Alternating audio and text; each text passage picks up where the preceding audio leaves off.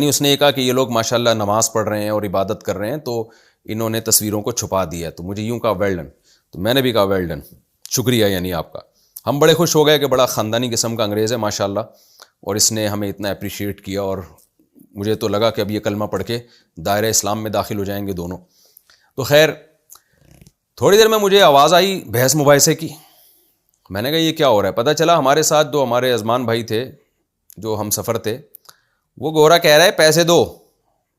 کس بات کے پیسے بھائی؟ کہہ رہے یہ تم لوگوں نے جو بیڈ کی چادر استعمال کی ہے نا، تصویروں پہ ڈالی ہے، تو یہ چادر کا ایکسٹرا استعمال ہوا ہے.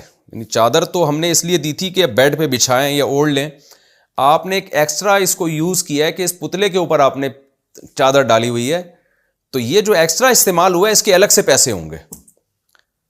تو ہم نے کہا یہ دیکھو یار ان کی حرکتیں دیکھو صحیح نا، کہ ہم نے چادر گھس گئی ہے کیا تمہاری، ہم دوبارہ